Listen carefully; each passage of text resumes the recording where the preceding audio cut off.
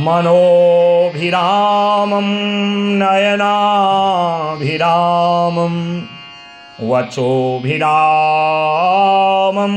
श्रवणाभिरामं सदाभिरामं सतताभिरामं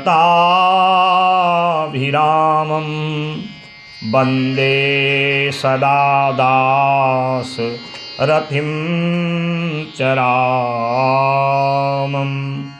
अर्थ न धर्म न काम रुचि गति न चाहु निरवान, जन्म जन्म रति राम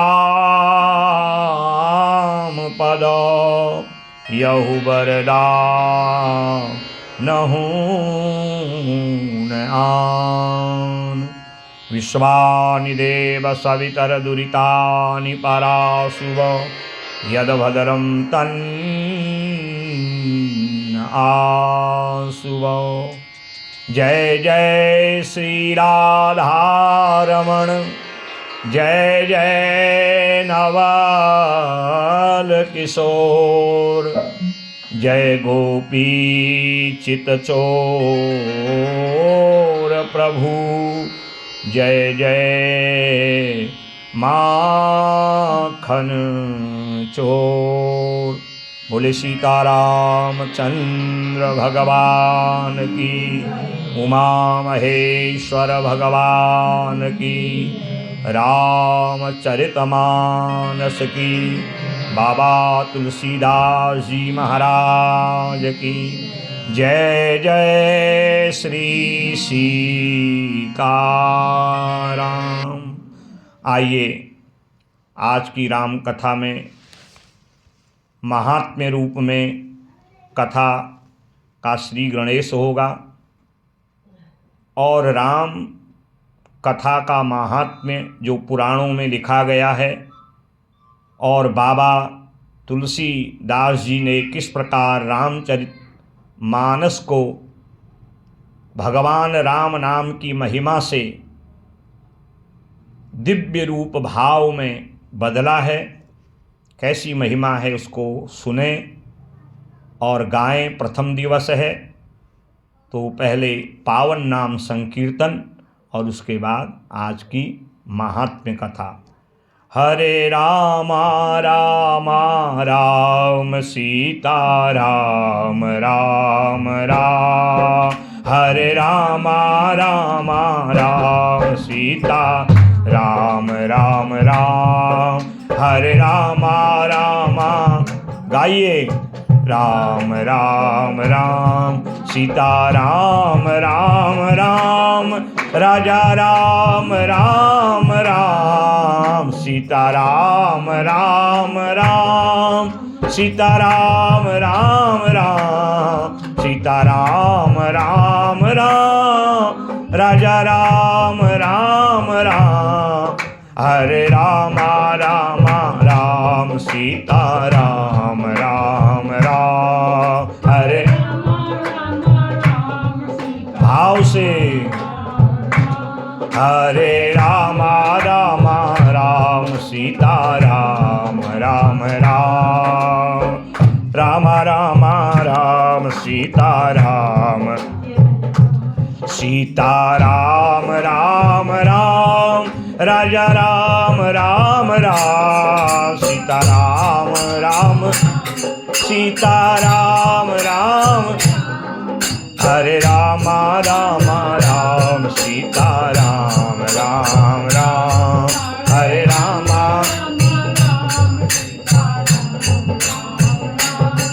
हरे रामा रामा राम सीता राम राम राम, हरे रामा रामा सीता राम राम राम, राजा राम राम राम,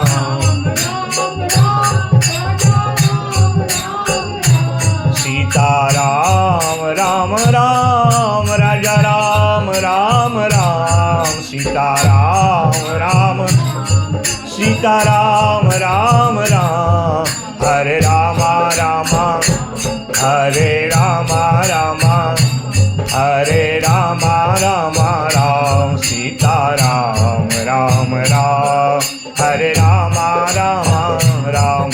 सीताराम राजा राम राम राम सीता राम राम राम सीता राम राम हरे राम राम राम हरे हरे हरे कृष्ण कृष्ण कृष्ण हरे हरे। बोले राजा रामचंद्र भगवान की, वाणी विनायक भगवान की, भवानी शंकर भगवान की, लक्ष्मेश्वर महादेव की, मानस ग्रंथ की, उत्तराखंड धाम की, अपने अपने पूज्य माता पिता की, सद्गुरुदेव भगवान की जय जय श्री सीता राम। वर्णानामर्थसंघानां रसानां छन्दसामपि मंगलानां च कर्तारो वंदे वाणी विनायको।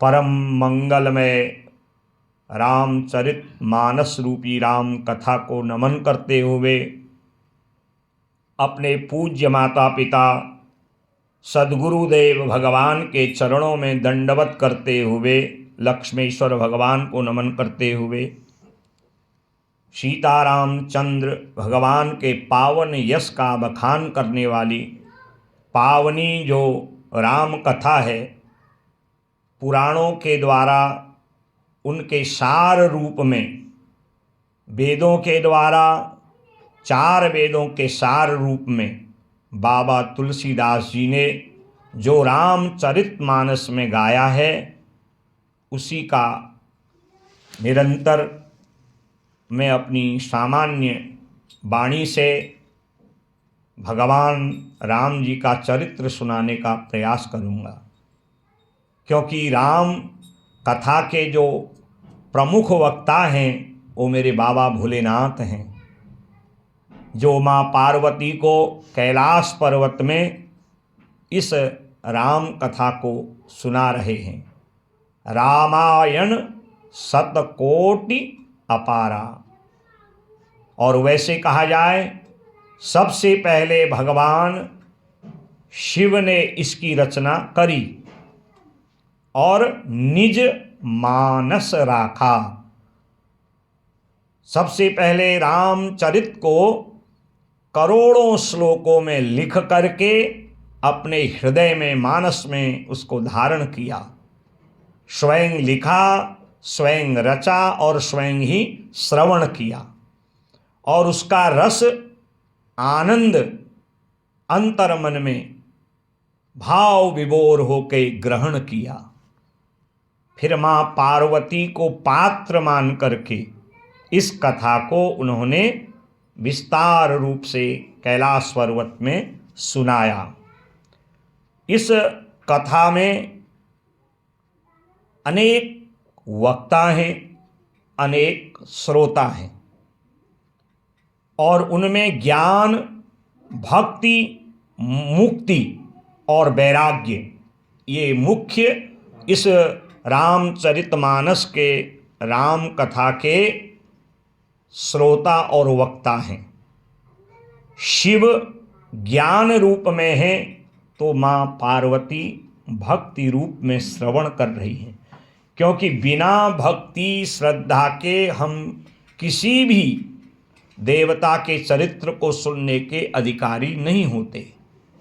राम कथा के वो अधिकारी जिनके सत्संगति अति प्यारी। जब तक हम नित्य सत्संग के द्वारा भाव रस में नहीं डूबेंगे तो भक्ति प्रकट नहीं होगी, और सुनते सुनते जब भक्ति प्रकट होगी जानत तुम हई हो ही जाही। और उनको जानते जानते हम उनके बन जाते हैं। ये कब होता है? जब श्रद्धा और भक्ति से हम श्रवण करते हैं। श्रद्धा से शिव ज्ञान रूप में श्रवण करा रहे हैं और भक्ति रूप में माँ पार्वती श्रोता बन के श्रवण कर रही है। एक वक्ता है और एक ही श्रोता है। अधिक हो जाए तो अच्छी बात है। और फिर इस कथा को भाव रूप में याज्ञवल्क्य महाराज प्रयागराज में सुना रहे हैं और स्वयं भक्ति रूप में भरद्वाज जी श्रवण कर रहे हैं बड़े भाव से। राम कथा मुनि वर्ज बखानी। और स्वयं इस कथा को श्रोता बन के बाबा भी सुन रहे हैं और याज्ञवल्क्य महाराज सुना रहे हैं। आगे आप श्रवण करेंगे। और मुक्ति रूप में बाबा तुलसी सुना रहे हैं और हम आप सभी श्रोता आज तक श्रवण कर रहे हैं। और वही श्रोता श्रवण कर पाएगा, वही भाव में डूबेगा जो अपने कल्याण के लिए, मुक्ति के लिए, कैवल्य के लिए, अपने परलोक को सुधारने के लिए इस कथा को भाव से श्रवण करेगा। और एक हैं जो वैराग्य समर्पण रूप में श्रवण कर रहे हैं और वो हैं काकभूषुंडी महाराज। काकभूषुंडी जी सुना रहे हैं और गरुड़ जी भाव से सुन रहे हैं। तो इस प्रकार ज्ञान, भक्ति, मुक्ति और वैराग्य रूप में शिव पार्वती, भरद्वाज, याज्ञवल्क्य भरद्वाज महाराज, तुलसी और हम कलयुग के श्रोता और काकभूषुंडी और गरुड़ जी हैं। काकभूषुंडी ने जब इस कथा को गरुड़ जी को सुनाया, शुरू में तो गरुड़ जी को लगा हम तो भगवान नारायण के वाहन हैं और हम तो दिव्य वैकुंठ में रहते हैं। और काकभूषुंडी जैसा, क्योंकि कौवे को बहुत श्रेष्ठ पक्षी नहीं माना है, सुन सट पक्ष तब हृदय विशाला हो हहीं, जो है उत्तरकांड में जब श्राप दिया गया तो कहा तुम निम्न पक्षी के रूप में तुम्हारा जन्म होगा। और कौवे के रूप में काकभूषुंडी जी आप आज अपने पूर्व जन्म के गुरु के किए हुए अपराध की क्षमा के लिए इस कथा को भगवान शिव के मुख से सुने। क्योंकि बालकांड में कथा आएगी कि जब मेरे राम जी का अवतरण हुआ, बाल रूप में भगवान प्रकट हुए, बंदहु बाल रूप सोई रामू, सब विधि सुलभ जपत जिसु नामू। जिनके केवल नाम उच्चारण मात्र से, भक्ति श्रद्धा पूर्वक नाम संकीर्तन करने मात्र से जीव का कल्याण हो जाता है। और जब उनके बाल स्वरूप का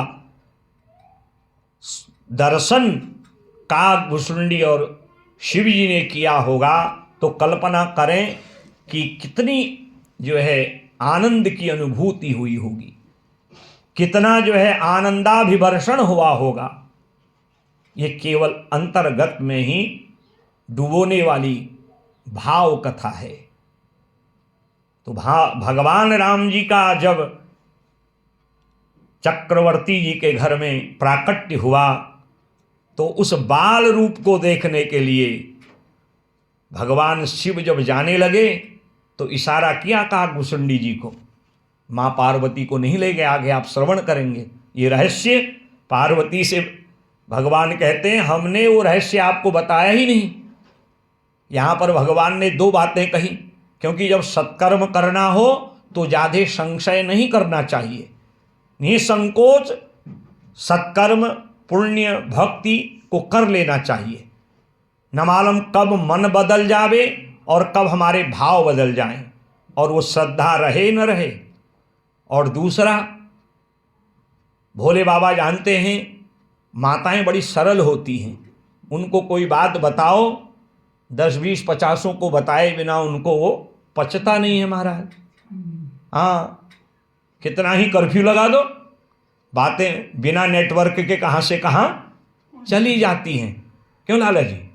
हाँ, तो बाबा ने देखा, अगर एक तरफ अगर हम पार्वती जी से कहें, फिर माताओं का स्वभाव है, अगर उनको कहीं चलने के लिए निवेदन करो तो घंटा 2 घंटा तो उनको श्रृंगार में लगता है।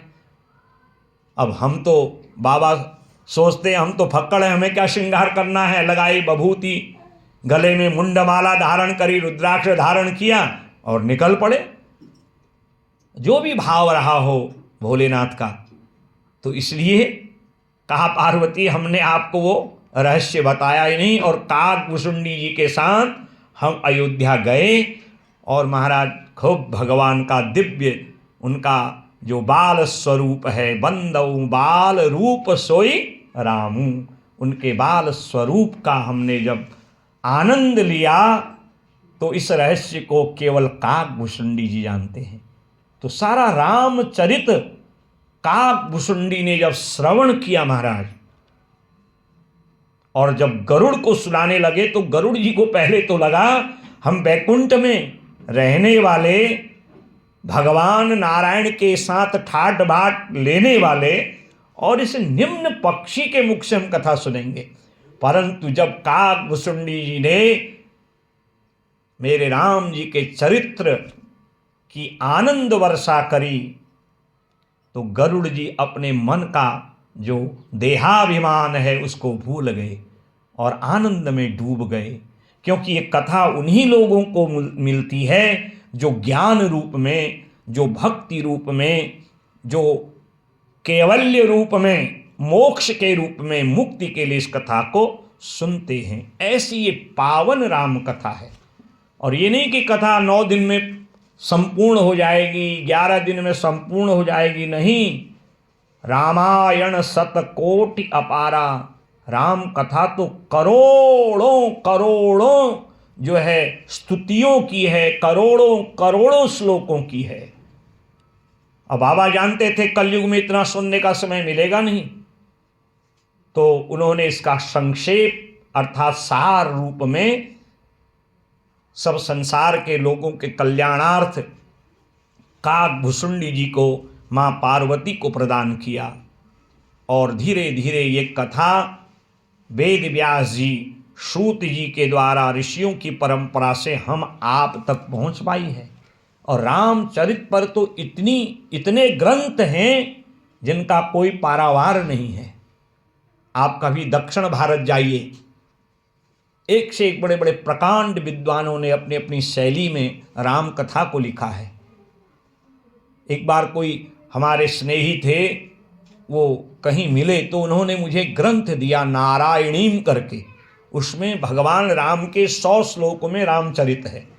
और उसको जब हमने पढ़ा और ऐसे ऐसे दिव्य उसमें श्लोक हैं और उसको सुन के तृप्ति होती है। और स्कंद पुराण में राम जी का चरित्र है विस्तार पूर्वक, आनंद रामायण में, अध्यात्म रामायण में स्वयं वेद व्यास जी ने राम जी का चरित्र लिखा है। वाल्मीकि जी ने तो भगवान राम जी के अवतार जन्म से पूर्व ही राम कथा 24,000 श्लोकों में लिख दी महाराज। और बाबा ने तो आज से 600-700 वर्ष पहले रामचरितमानस को सरल रूप में लिखा, अवधी भाषा में। भाई कोई संस्कृत पढ़ पावे न पढ़ पावे, 24,000 श्लोक सुन पावे या कथा सुन पावे न सुन पावे, तो सरल रूप में रामचरित को मानस रूप में प्रकट किया। और ये मानस इसीलिए लिखा है, ये कथा केवल सुनने के लिए नहीं है, श्रवण करने के पश्चात अपने मन में इसका चिंतन करना है। इस कथा को केवल श्रवण नहीं करना है, इसका चिंतन करना है। ये किस निमित्त लिखी गई है और इसका जो वास्तविक स्वरूप है उसको यदि हमें जानना है तो हमें रामचरितमानस को बाबा तुलसीदास की जो अवधी भाषा है उसमें हमें श्रवण करना पड़ेगा। और इतनी सरलता से व्यक्त किया है कि जो कोई मनोभाव से इस रामचरितमानस को श्रवण करते हैं उनको मेरे प्रभु का दिव्य रूप मन में अनुभव में आता है। अनुभव गम्य भजहि जेहि संता।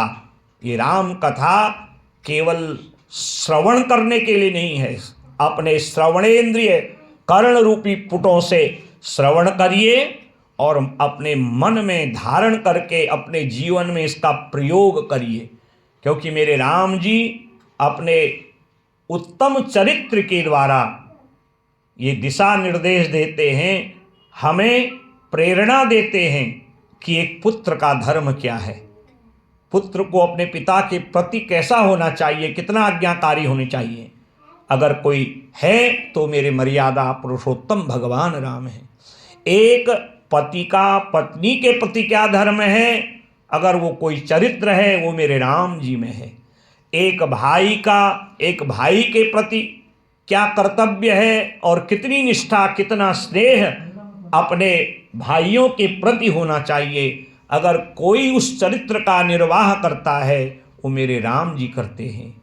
एक राजा होते हुए अपनी सामान्य जनता के लिए निम्न से लेकर श्रेष्ठ तक, वनवासी से लेकर के भिलनी से लेकर के गीध अजामिल से लेकर के केवट से लेकर के विभीषण से लेके हनुमान सुग्रीव आदि से लेकर के एक राजा का धर्म अपनी प्रजा के लिए किया है। अपने राज्य के अयोध्या वासियों के लिए क्या उसका धर्म है। तो ये सब अगर कोई हमें बताता है, कोई हमें प्रेरणा देता है राजा रूप में, क्योंकि राजा तो दुनिया के लोग हैं और कोई अगर राजाधिराज हैं तो मेरे राम जी हैं। एक राजा का धर्म क्या है, एक राजा का कर्तव्य प्रजा के लिए क्या है, यदि कोई प्रेरणा देता है वो मेरे राजाधिराज भगवान रामचंद्र जी का चरित्र है। एक पुत्र का अपने माता के लिए, चाहे वो अपनी सगी माँ हो चाहे वो सौतेली माँ हो, वो उसमें कदापि भेद न रखे। यदि कोई प्रेरणा देता है वो मेरे राम जी का चरित्र देता है। अपने शत्रु को भी जो अवसर देवे, उसको सुधरने का, उसमें सुधार लाने का, उसको समर्पण कराने का, ये नहीं कि गए और युद्ध किया, नहीं। राम जी का चरित्र आपने अनेकों बार विद्वानों के मुखमंडल से श्रवण किया होगा। राम जी ने रावण को अनेक बार अवसर दिया, ये नहीं कि सीधे आक्रमण किया, नहीं। शत्रु को भी जो अवसर देवे, अगर कोई प्रेरणा देने वाला है वो मेरे राम जी का चरित्र है। और शत्रु के भाई को यदि कोई शरण देने का अगर किसी के अंदर भाव है, समर्पण है, प्रेम है, शत्रु को भी हृदय से लगाने का, वो प्रेरणा देने वाला चरित्र मेरे राम जी का है। मेरे प्रभु का जो उदार चरित्र है, जिनका दर्शन, जिनका पूजन फलदायी तो है ही, पर जिनकी कथा मन को आराम प्रदान करे। मनोभिरामम नयनाभिरामम वचोभिरामम श्रवणाभिरामम सदाभिरामम सतताभिरामम वंदे सदा दासरथिम च रामम।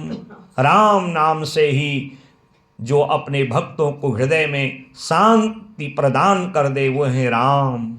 रामायण में राम जी का जो चरित्र है वो लिखा है कि जो अपने भक्तों को अपने नाम से ही आनंद की अनुभूति करा दे, सारी जीवन की थकान को शांत करा दे, जन्म जन्मांतर की दौड़ भाग से जो अंततः विश्राम परा जो है प्राप्त करा दे। जो बड़े बड़े योगी साधकों के हृदय में नित्य शांति प्रदान करते हैं। रमन्ते योगिनो यस्मिन् सह रामः। जो योगियों के हृदय में आनंद रूप में जो निराकार हैं, अर्थात जिनका निशेष रूपेण, अर्थात आकार तो नहीं है, परंतु जो भक्तों के भाव से धनुर्धारी बन जाते हैं, बाल रूप धारण करके भक्तों को आनंदित करते हैं। चतुर्भुज रूप में माँ कौशल्या दशरथ को दर्शन देते हैं, जो तापस वेश में वनवासी लोगों का कल्याण करते हैं, और राजा धीराज रूप में जो खरदूषण रावण आदि राक्षसों के कुल का अंत करने के लिए भयंकर बन जाते हैं, और जो माँ सबरी के लिए भगवान बन जाते हैं, केवट के लिए सखा रूप में उस पर और उसके परिवार पर कृपा करने वाले बन जाते हैं, जो विभीषण जैसे शत्रु के भाई को शरण देके उससे हृदय लगा करके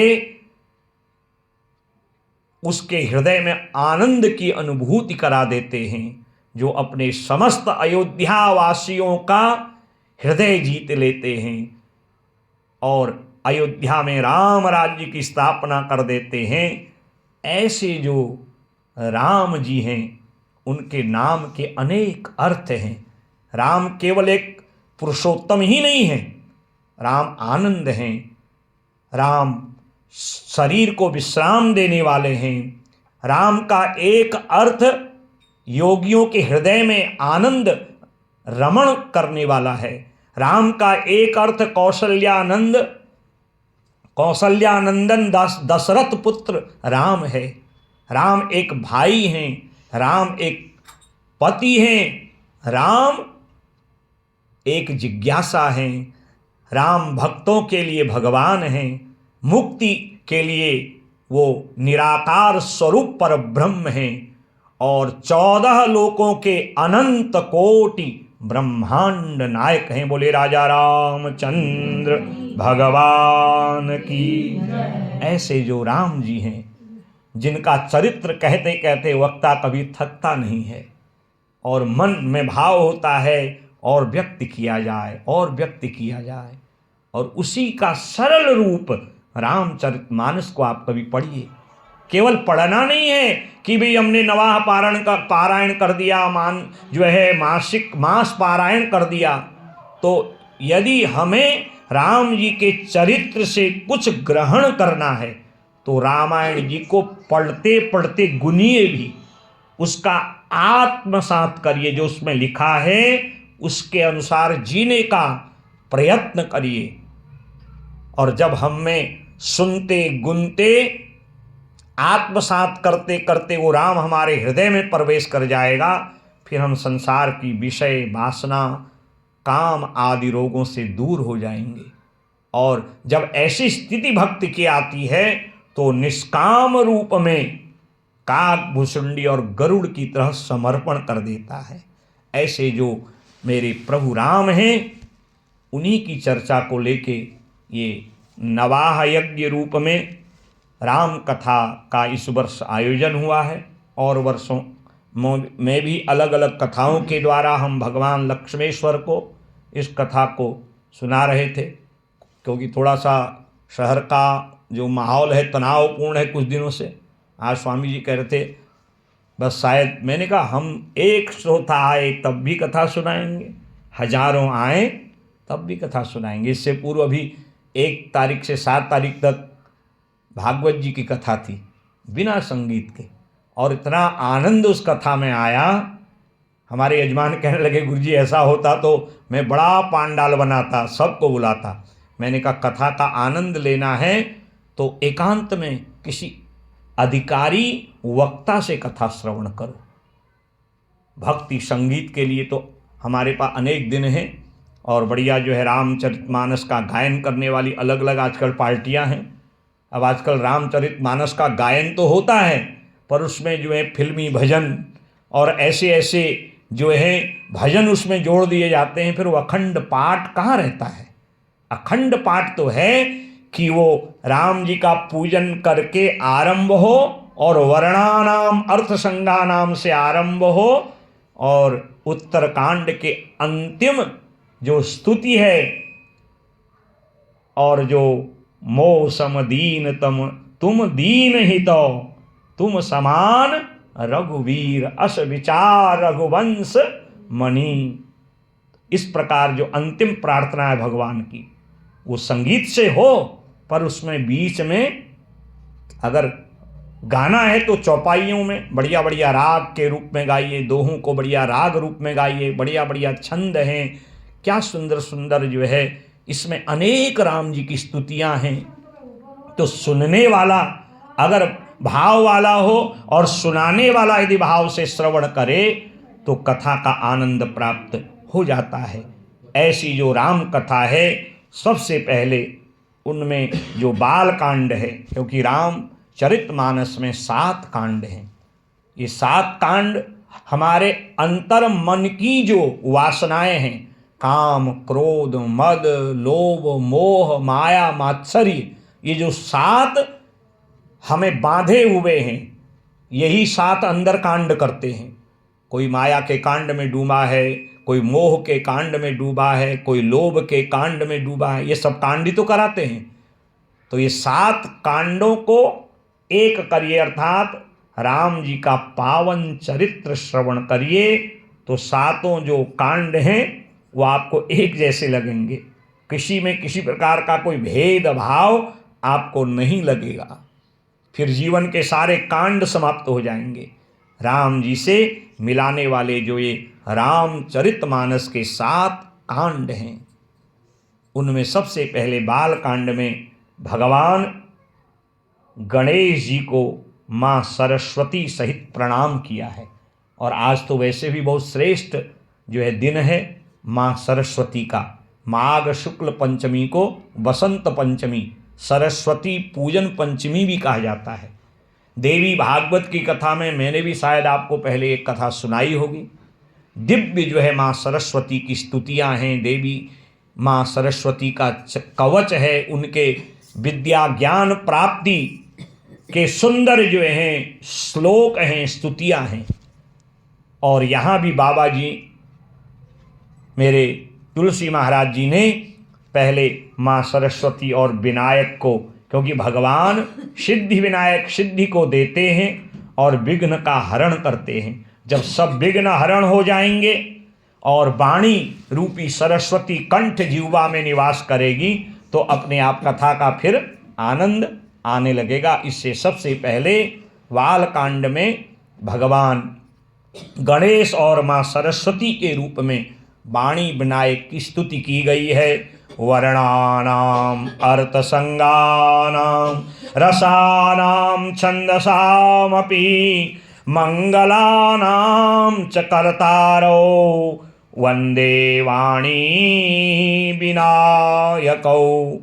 जो अक्षरों का अर्थ समूह है, जितने भी अक्षर हैं, ये स्वर और व्यंजन मिलाकर के शब्द बनते हैं। उनमें अलग अलग मात्राएं लगती हैं, सब जानते हैं। और वही शब्द हमें रस प्रदान करता है। अगर किसी अच्छे वक्ता के द्वारा या किसी अच्छे कवि के द्वारा इन्हीं अक्षरों का सामंजस्य करके और इनको भाव से व्यक्त किया जाए, तो इन्हीं अक्षरों से शब्द बन के, कविता बन के, उसमें आनंद रूपी रस का जो है अभिवर्षण होता है, रस की वर्षा होती है।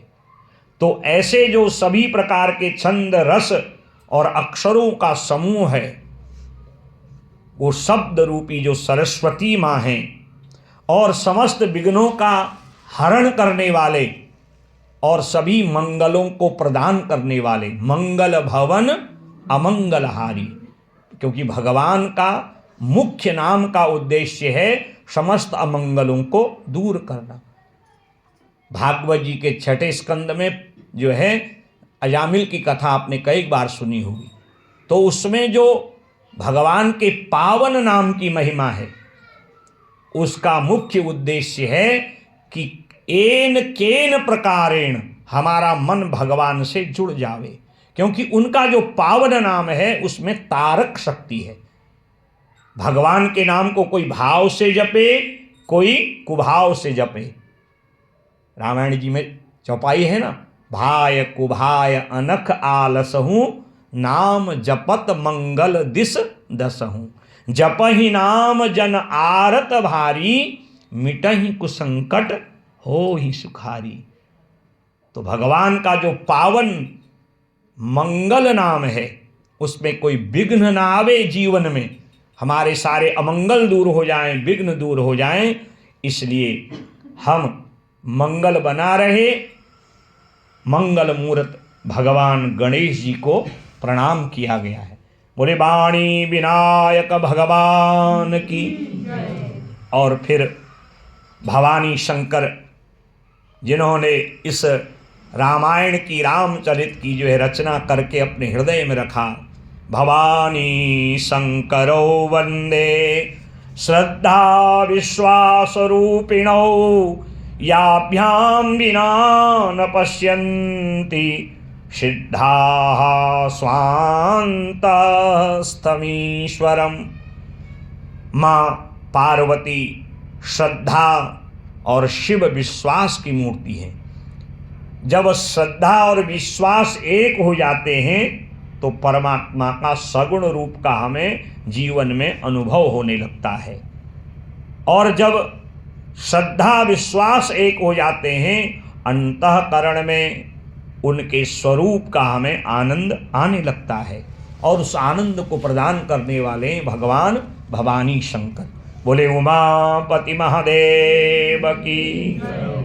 और फिर अपने गुरुदेव भगवान को प्रणाम, क्योंकि जिन गुरु जी की कृपा से मूक भी जो है वो विद्वान बन जाता है, पुराण वेदों को वाचने लगता है, सुंदर कथाओं को सुनाने लगता है, विवेकी बन जाता है, ज्ञानी बन जाता है, लोगों को भवसागर से पार कराने वाला बन जाता है, ऐसे जो भगवान शिव रूपी, राम रूपी, कृष्ण रूपी मुक्ति देने वाले गुरु हैं। गु माने अंधकार, रू माने प्रकाश, जो हमें अंधकार रूपी अज्ञान से प्रकाश रूपी ज्ञान मुक्ति की ओर ले जाते हैं। ऐसे गुरुदेव भगवान को प्रणाम किया। बोले गुरुदेव भगवान की।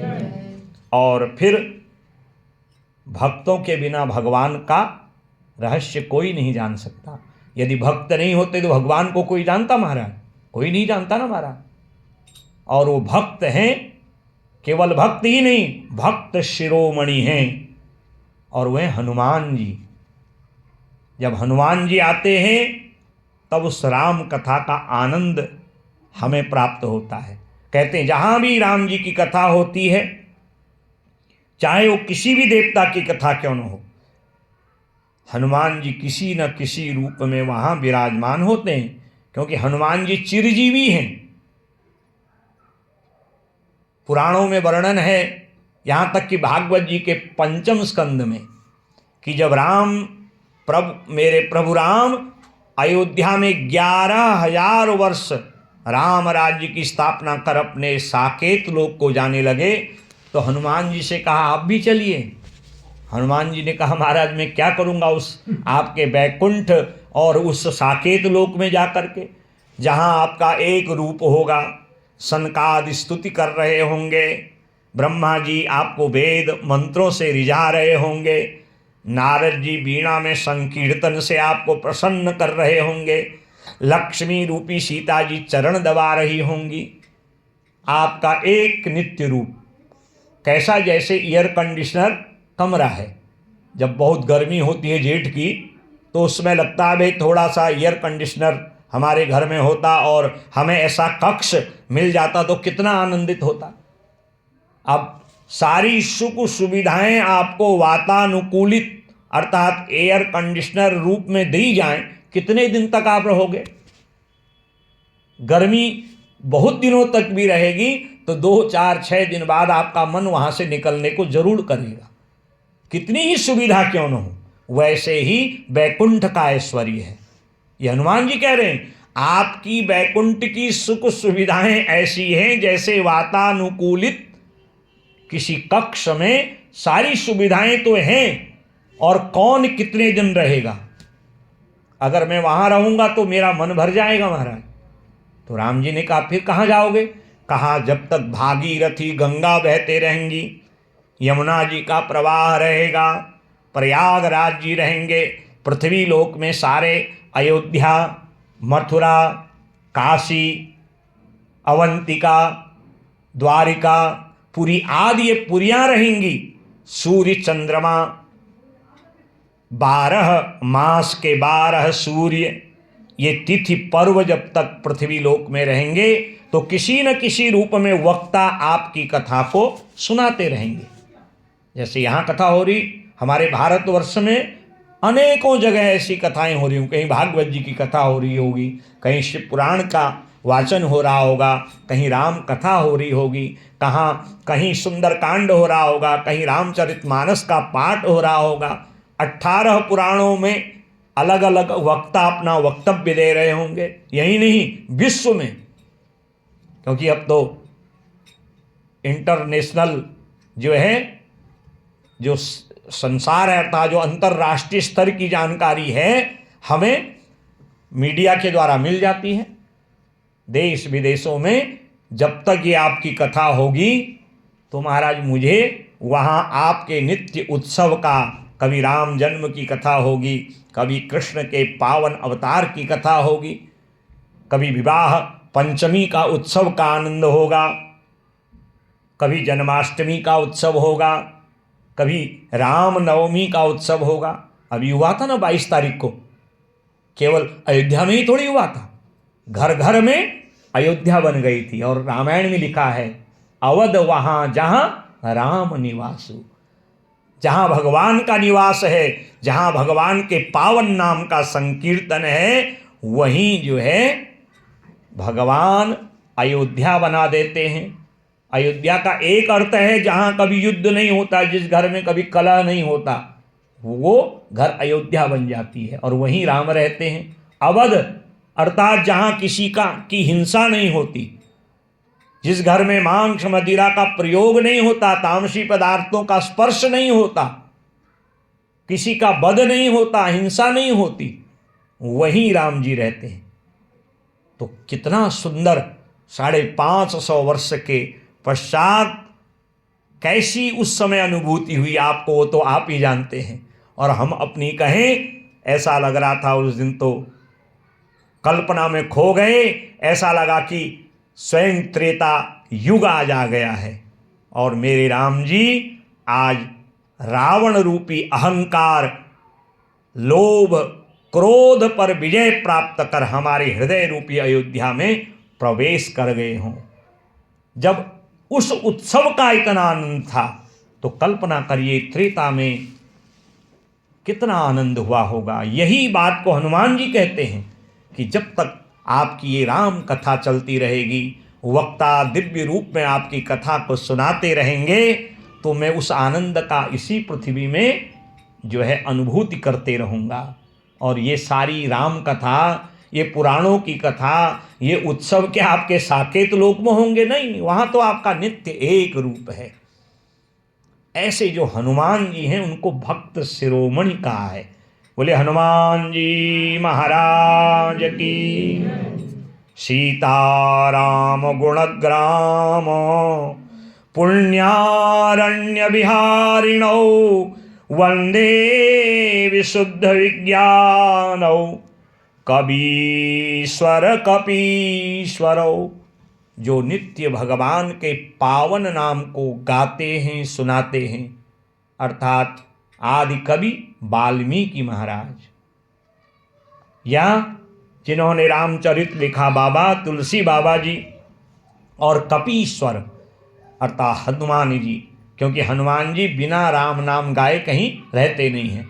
कोई हो न हो, अकेले में जो है खड़ताल बजाते रहते, हरे रामा रामा राम सीता राम राम राम। गाइए हरे रामा रामा सीता राम राम, हरे रामा रामा राम सीता राम राम राम, हरे रामा रामा राम सीता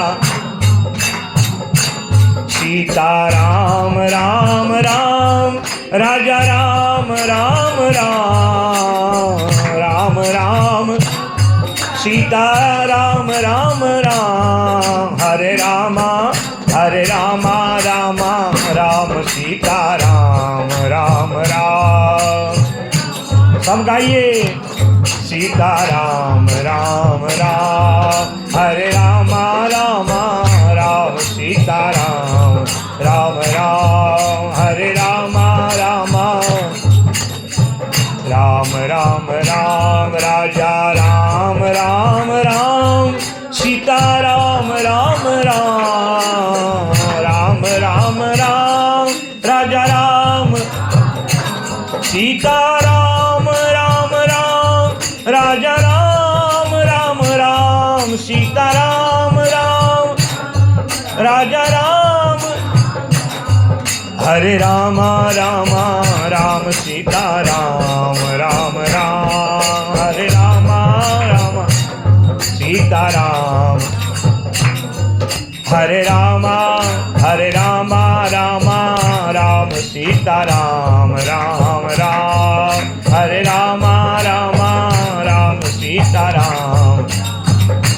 राजा राम राम राम, राजा राम राम राम सीताराम राम राम, राजा राम राम राम। बोले राजा राम चंद्र भगवान की जय। जय श्री सीताराम। जो दिन रात केवल भगवान के पावन नाम को ही गाते हैं, ऐसे हनुमान जी को बाबा ने प्रणाम किया है। फिर जो समस्त क्लेशों को दूर करने वाली हैं, हृदय में भक्ति रूप में जो राम जी के साथ अपने भक्तों के हृदय में रहती हैं, सभी प्रकार का शुभ करने वाली हैं, भक्तों का कल्याण करने वाली हैं, सर्वश्रेयस्करीं सीताम नतोहम राम वल्लभाम। जो राम वल्लभा हैं किशोरी जी, उनको सीता जी को प्रणाम किया। बोले सीता माता की। फिर जो इस रामचरितमानस के आराध्य हैं राम जी, उनको प्रणाम किया। यनमाया वशवर्ति विश्वमखिलं ब्रह्मादिदेवासुरा, यत्सत्त्वादमृषैव भाति सकलं, रज्जो यथा हेर्भ्रमः, यदपादप्लवमेकमेव हि भवां बोधेति तीर्षावतां, वन्देऽहं तमशेषकारणपरं रामाख्यमीशं हरिं। यदपादप्लवमेकमेव हि भवां बोधेति शीर्षावतां। जो इस भव सागर रूपी माया रूपी सागर से अपने भक्तों को पार कर देते हैं। अब इस भव सागर से पार करने के अनेक मार्ग पुराणों में बताए हैं। नवदा भक्ति है, अष्टांग योग है। अगर इन उलझनों में कोई न उलझे तो केवल राम राम राम राम कहे। भोले बाबा जो ध्यान करते हैं, वो किसका करते हैं? राम जी का। हरे राम राम राम हरे हरे, और या हरे कृष्ण कृष्ण कृष्ण, इतना ही जपते हैं केवल। तो केवल इतना जपने मात्र से ही ये भवसागर का बंधन छूट जाएगा। और जिनका भवसागर का बंधन छूट जाता है तो अंततः उनको ही साकेत लोक का वास प्राप्त होता है। ऐसे जो वंदे हम तमशेष कारण परम, जो अखिल कारणों के कारण हैं, जिनके जब वो इस संसार को बनाते हैं तब भी वो रहते हैं, अर्थात आदि में भी वो थे, वर्तमान में जो चल रहा है उसमें भी वो हैं, और जब कुछ भी शेष नहीं रहेगा, यो विशिष्येत सोऽस्म्य हम, तब भी वो रहेंगे। ऐसे जो भगवान राम हैं, जिनका एक नाम भवसागर से पार कर देता है। राम रामेति रामेति रमे रामेति मे मनः, सहस्र नाम तत्तुल्यम राम नाम वरानने। एक एक नाम राम ते अधिक राम कर नामा, कहीं कहाँ कही नाम वड़ाई, राम न सकहीं नाम गुण गाई। भगवान जी आकर के अगर अपने नाम की महिमा बताएंगे ना, वो भी शायद नहीं बता पाए। राम जी से, राम जी के नाम में बहुत श्रेष्ठता है। कलयुग के लिए तो ये राम नाम एक औषधि है, भवसागर से पार जाने वाली। और अंत में बाबा तुलसी कहते हैं, मैंने जो रामायण की रचना की है ना, इसके दो उद्देश्य हैं। एक तो कलयुग के लोग जो विषयासक्त हैं, थोड़ी थोड़ी बातों में कलह करने वाले, असंतोष मन से संसार में रहने वाले, सब कुछ मिल गया फिर भी महाराज कभी पूर्णता होती नहीं महाराज। पिछले बार तब भी बढ़िया था, इस बार तो ऐसा ही है, अब अगले साल फिर वही होगा, पिछले बार तब भी ठीक था, क्यों लाला जी? तो संतुष्टि कभी होती नहीं है। तो अगर जिनको संतुष्टि नहीं है, यदि वो एक बार राम कथा सुन ले, क्यों सुने? दूसरा है, बाबा कहते हैं, एक तो ये उन लोगों के लिए जिनको संतुष्टि नहीं है, उनको राम कथा यदि भाव से सुनाने वाला कोई अधिकारी वक्ता मिल जावे तो ये कथा उनका कल्याण करती है। और दूसरा है कि ये कथा केवल एक लिखी गई कोई बात नहीं है, एक ऐसे ही कोई चौपाई, दोहे, सोरठे, छंद ऐसे ही नहीं लिखे हैं। मैंने जो भी लिखा है ये एक एक वेद मंत्र के समान है। पुराण जो 18 पुराण है ना, उनके श्लोकों का सार है। नाना पुराण निगमा गम सम्मतम यत् रामायणे निगदितम क्वचिदन्यतोपि स्वान्तः सुखाय तुलसी रघुनाथ गाथा भाषा निबंधमति मंजुलमा तनोति। मैंने जो कोई कुछ भी इस रामचरितमानस में लिखा है, अपने मन से कुछ नहीं लिखा। मैंने जो है 6 शास्त्रों का अध्ययन किया, क्योंकि बाबा जो है वो शास्त्री थे। शास्त्री उसे कहते हैं जिसको 6 शास्त्रों का अध्ययन हो। वेद के 6 अंग हैं, 6 शास्त्र हैं, और 18 पुराणों में उस शास्त्रों के वचन सिद्ध करने के लिए वेद व्यास जी ने कथाएं सुनाई हैं। तो मैंने उन निगम अर्थात वेदों को, नितराम बोधयति गमयति इति वेदः, सारे भक्ति रस का ज्ञान, योग रस का ज्ञान, आत्म कल्याण के मार्ग का ज्ञान, परलोक को जाने वाला और ले जाने वाला जो मार्ग में ज्ञान है, जिस ज्ञान से हम परलोक को सुधारते हैं, वो सारा जो ज्ञान प्रदान करे उसी का नाम है वेद। अर्थात हमें जो प्रभु के विषय में बताए, सरल रूप में कहें तो उसी का नाम है वेद। विद ज्ञाने धातु से वेद बनता है। अर्थात उन 4 वेदों में जो कुछ भी सार है वह केवल ज्ञान रूपी राम जी का ही चरित्र है। तो मैंने उन वेदों को और उन नाना पुराण, उन 18 पुराणों का स्वाध्याय किया और उन्हीं का सार रूप मैंने इस रामायण में लिखा हुआ है। बोले रामचरितमानस की।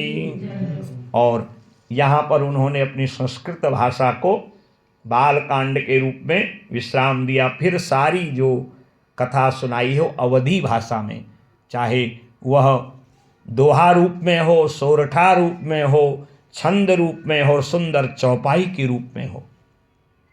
और वैसे तो संस्कृत की अनेक स्तुतियाँ जो हैं रामायण में हैं, रामचरितमानस में हैं। और हर कांड के आरंभ में सबसे पहले बाबा ने संस्कृत में ही बड़ी दिव्य देववाणी में सुंदर स्तुति करी है। और यहाँ पर फिर जो है आज पुनः गणेश जी को प्रणाम किया, जब अवधी भाषा में बोली में उन्होंने रामचरित को लिखा। जो सुमिरत सिद्धि हो य गण नायक कविवर बदन, करहु अनुग्रह सोई, बुद्धि राशि शुभ गुण सदनो, जो सुमिरत सिद्धि होई। जिनके स्मरण मात्र से सारे कार्य सिद्ध हो जाते हैं, वो कौन है? सिद्धि विनायक भगवान राम गणेश जी। बड़े गणपति भगवान की। ऐसे जो शुभ को प्रदान करने वाले हैं, विघ्नों का हरण करने वाले हैं, गणेश जी को प्रणाम किया। और जिन प्रभु की दयालुता से, कमवा दयालुम शरणम ब्रजेमो, भगवान इतने दयालु हैं कि वो कृपा कर दे तो गूंगा भी विद्वानों की वाणी में बोलने लगता है। मूक होई बाचाल, पंगु चढ़ही गिरिवर गहनो, जास कृपा सो दयाल, द्रवहु सकल कलि मल दहनो। उनकी अगर कृपा हो तो पंगु भी दौड़ने लगता है, मूक विद्वान बन जाता है। ऐसे जो दया के निधान हैं, कृपा निधान हैं, मैं उनको प्रणाम करता हूँ। और उनके दिव्य स्वरूप को फिर अगले जो है दोहे में, सोरठे में उनका वर्णन किया है। और सबसे पहले भगवान जो है को प्रणाम, जो गुरुदेव स्वरूप भगवान है। वंदौ गुरुपद कंजो, कृपा सिंधु नर रूप हरि, महामोह तम पुंज, जासु बचन रवि कर निकरो। जैसे जैसे 7 श्लोकों में वर्णन किया, उन्हीं को अब अवधी भाषा में पता करके, व्यक्त करके, रचना करके प्रणाम कर रहे हैं। फिर जो है गुरुदेव भगवान को प्रणाम किया, क्योंकि गुरुदेव की कृपा से जो है हम श्रवण करते हैं और गुरुदेव की कृपा से हम व्यक्त करते हैं। हम पर जब हमारे गुरुदेव भगवान ने कृपा करी तभी तो आपको हम जो है कथा को सुना रहे हैं ना। और जब गुरुदेव बता देते हैं तो फिर शिष्य गुरु कृपा से विद्वान की तरह भगवान के दिव्य चरित्रों का बखान करता है। और ये भगवान का जो चरित्र है, ये इस लोक का सुख देता है, अंतःकरण को आनंद देता है, और ये परलोक को भी सुधारता है। ये 4 प्रकार के जो पुरुषार्थ हैं, स्कंद पुराण में लिखा है ये रामचरित्र कैसा है। धर्मार्थम काम मोक्षाणाम हेतुभूतम महाफलम, अस्पूर्वम पुण्य फलदम, शृणुध्वम सुसमाहिता। स्वयं नैमिषारण्य में इस कथा को सूत जी ऋषियों को सुना रहे हैं। स्कंद पुराण में बड़ी दिव्य कथाएं आती हैं। कभी आपने रामचरितमानस की कथा संस्कृत में रामायण के रूप में जो वाल्मीकि जी ने लिखी हो, उसको कभी जो है आप पढ़िएगा। वाल्मीकि रामायण को 24,000 श्लोक हैं, और उसमें जो महात्म्य रूप में राम कथा क्यों सुनना चाहिए, क्या इसका परिणाम है, उसका विस्तार दिया है। और वो विस्तार है स्कंद पुराण में। और शौनक जी ने जो कथा को नैमिषारण्य में जो है श्रवण किया था सूत महाराज जी के मुखमंडल से, इसमें बड़ी कथाएं हैं। इसमें संक्षेप रूप में आपको सुनाऊंगा कि एक बार जो है सनत कुमारों ने निवेदन किया नारद जी से कि हमें जो है राम जी का पावन चरित्र श्रवण करना है।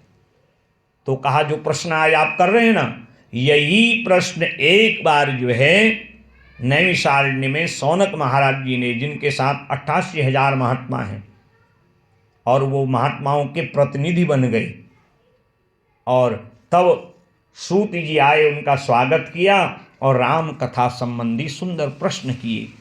ये राम कथा कैसी है, कौन है राम जी, उनका पावन चरित्र श्रवण करके कैसे जीवन में परिवर्तन होता है, और किन किन का ये कथा कल्याण करती है।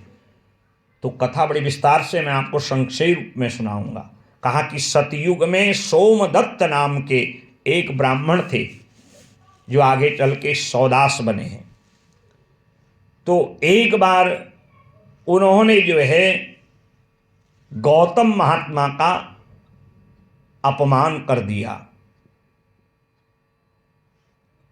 तो जब उनको इस बात का अनुभव हुआ तो गौतम गुरु रूप में थे, तो गुरु का अपमान करने वाले की सद्गति नहीं होती है। तो प्रसंग बड़ा लंबा है। अंततः जब उनको लगा कि मेरा तो इस जन्म का क्या, अगला जन्म भी बिगड़ गया, तो उन्होंने जो है गुरुदेव भगवान से जो है निवेदन किया और तब उन्होंने निर्देश दिया कि आप राम कथा को श्रवण करिए। मैं तुम्हें बताता हूं, प्राचीन समय में यही जो सौदास हैं, ये कलिंग देश में एक ब्राह्मण थे और ब्राह्मण होकर के नित्य वेद पढ़ना छोड़, गायत्री जप करना छोड़, यज्ञादि कर्म करना छोड़, ये मांस का भक्षण किया करते थे। तो जब इन्होंने कलिंग देश के गर्ग ब्राह्मण के मुख से राम जी का चरित्र की महत्ता को श्रवण किया तो इनको लगा, ओ मैंने जो अपना ब्राह्मणत्व है वो तो ऐसे ही बिगाड़ दिया ना। तब इन्होंने, क्योंकि इस जन्म में राम की जो थोड़ी बहुत महिमा श्रवण करी थी, तो उस प्रभाव से इनका जब दूसरा जन्म हुआ तो पूर्व जन्म के पुण्य और पाप दोनों आ गए।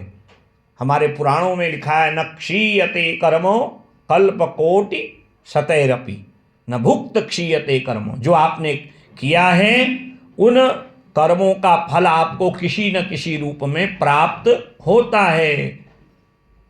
अब व्यक्ति कहता है कि हमने भैया इतना दान किया, इतना पुण्य किया, हमने इतने यज्ञ करे, इतनी कथा सुनी, इतनी सत्यनारायण की कथा सुन दी महाराज, और हमने इतने रामचरितमानस के जो है चौपाइयाँ पढ़ दी, हमने जो है, इसको बंद कर दो, खटखट हो इससे, हमने जो है कितनी जो है यज्ञ कर दिए, तीर्थ कर दिए, हम जैसे थे वैसे रह गए। ये आप जो कर रहे हैं पुण्यों का संचय अगले जन्म के लिए कर रहे हैं। आपको इन पुण्यों का फल निश्चित मिलेगा, परंतु जो आपके साथ प्रतिकूलता हो रही है अच्छा करने पर भी, वो इस जन्म का नहीं है, वो आपके जन्म जन्मांतर के कर्म हैं। कई बार आपने देखा होगा कि एक व्यक्ति बहुत बढ़िया करता है और उसके जीवन में बड़ी बड़ी प्रकार की दुर्घटनाएं हो जाती हैं। न घर में शांति होती है, न किसी प्रकार का उसको सुख होता है, न चैन होता है।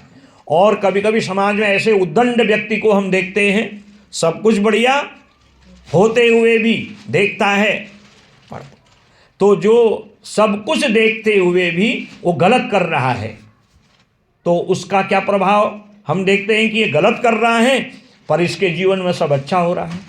ये इस जन्म का नहीं है, वो उसके अनेक जन्मों के किए हुए सत्कर्मों का पुण्य है।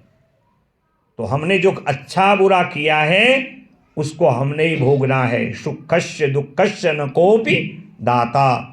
सुख दुख हमने जो जीवन में किया है वो हमें ही भोगना पड़ेगा, कोई दूसरा उसको भोग नहीं सकता।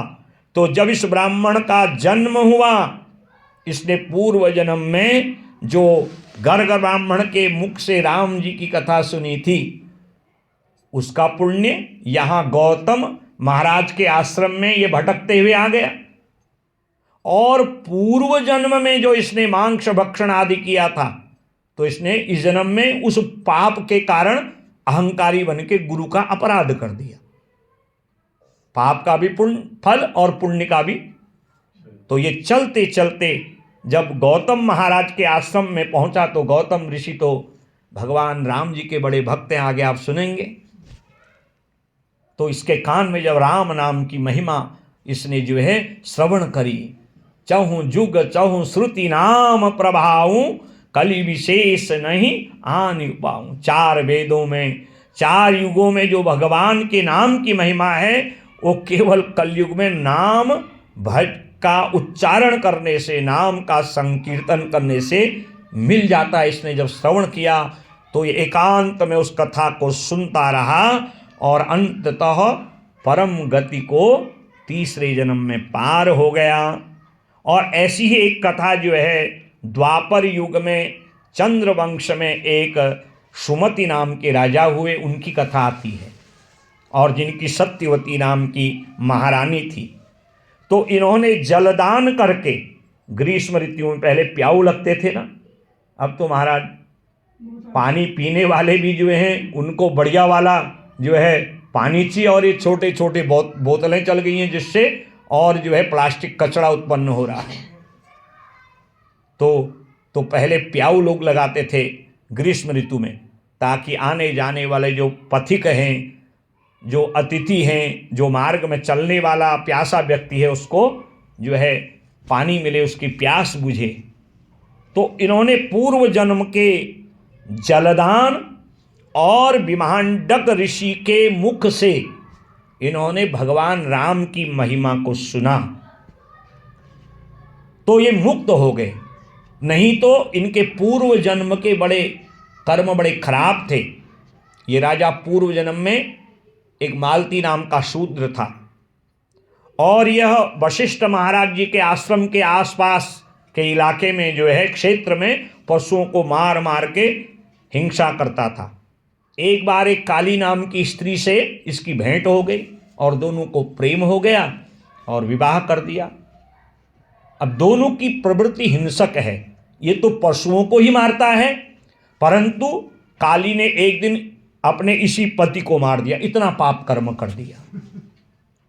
और इस काली द्वारा जब अपने पति को मारा गया तो फिर इसको लगा मैंने बड़ा अपराध कर दिया, तो ये चलते चलते पागलों की तरह हरकतें करने लगी।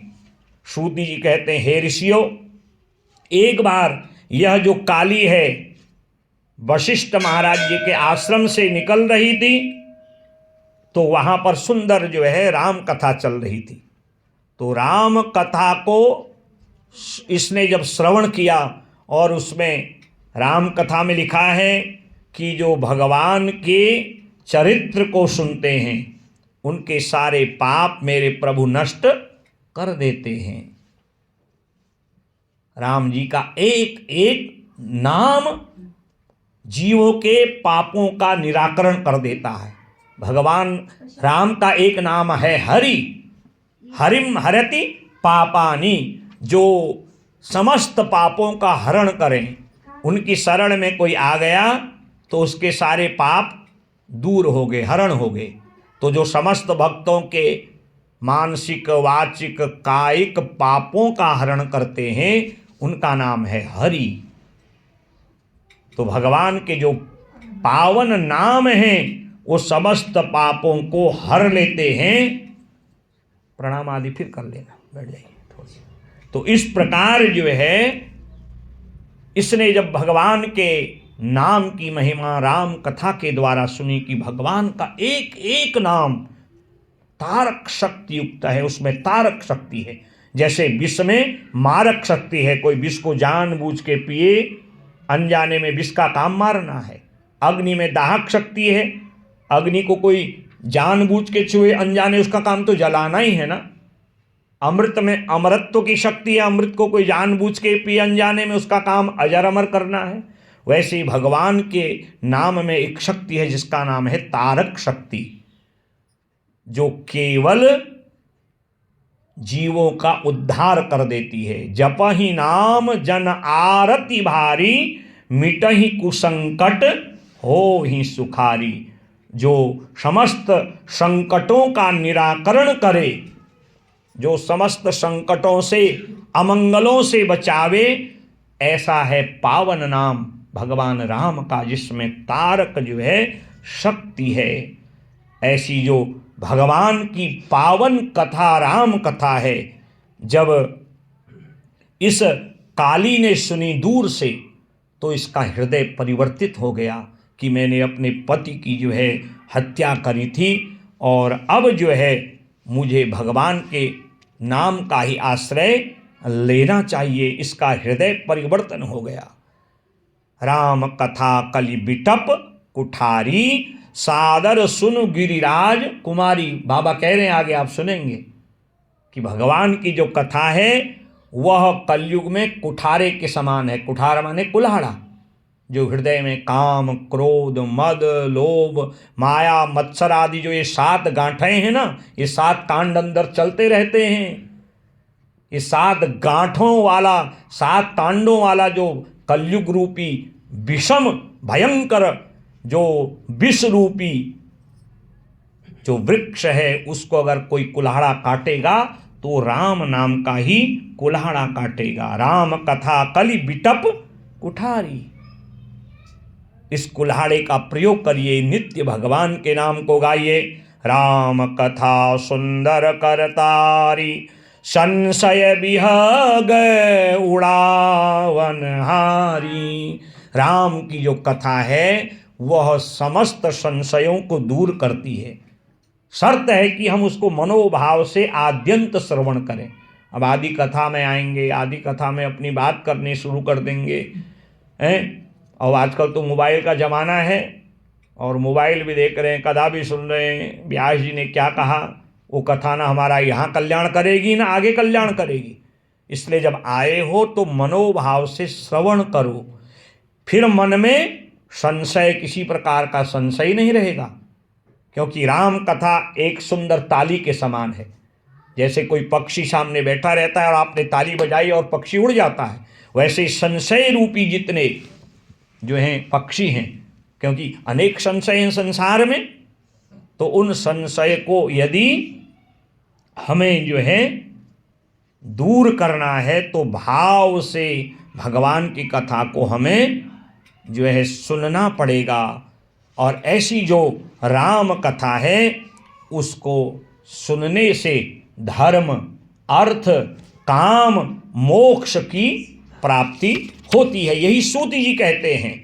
ऐसी जो भगवान की कथा है, धर्मार्थ काम मोक्षाणाम हेतुभूतम महाफलम, इसका जो हेतु है वह केवल ये नहीं है कि थोड़ा आपका समय बीत गया। और कुछ लोग कथा को समय बिताने का साधन समझते हैं। ये जो हमारा समय बिगड़ गया है, उस समय को सुधारने के लिए कथा है। हमने जीवन में जो नहीं किया, और इस कथा को सब कोई कर थोड़ी सकते हैं महाराज। कितनी व्यवस्थाएं बनानी पड़ती हैं आज के समय में, 10 लोगों के हाथ जोड़ने पड़ते हैं। आज से हम 20-25 वर्ष जब कथा करने जाते थे, न इतना साधन था, सर सोशल मीडिया था, न कोई प्रचार प्रसार के साधन थे, न फ्लैक्सी बनती थी। बस एक निमंत्रण पत्र यदि छप गया बड़ी मुश्किल से, नहीं तो लोगों को जो है एक दूसरे के कानों कान खबर होती और काम धंधा छोड़ के लोग कथा सुनने आते थे महाराज। और जो व्यास जी ने कह दिया उसको लोग अकाट्य मानते थे। अब आजकल तो लोग तर्क करते हैं। अभी इससे पहले जो कथा हो रही थी, वहाँ एक माता जी कथा सुन रही थी। वो कथा भी घर घर के अंदर थी, वो अनुष्ठानात्मक कथा थी। और जो हमारे यजमान थे वो बड़े श्रद्धालु थे। उनके मन में भाव था कि गुरु जी थोड़ा आप सार रूप में। मैंने कहा एक कथा सारी रूप में, चाहे 3 घंटा कोई सुनाए, 4 घंटा सुनाए, 1 घंटा सार ही होता है। पूरी कथा तो 7 घंटे में भी पूरी नहीं होती, क्योंकि 7-8 घंटा जब मूल पाठ करो तब 7 दिन में 18,000 भागवत के मूल मंत्र, मूल श्लोक पूरे हो पाते हैं। सार रूप में जो है जब कथा सुना आरंभ किया तो कहने लगे गुरुजी कथा का तो आनंद ही कुछ और है, नहीं तो मैं तो बाहर मंडप बनाता और बढ़िया ये कथा होती। मैंने कहा भगवान की कथा सुनने की जिसके अंदर इच्छा हो, सामर्थ्य हो, तो अगर वो मनोभाव से थोड़ी देर भी बैठे, बस अंतर्गत में उसको आनंद का विवर्षण होने लगता, आनंद की अनुभूति होने लगती है। ऐसी जो भगवान की कथा है, यदि हम उसको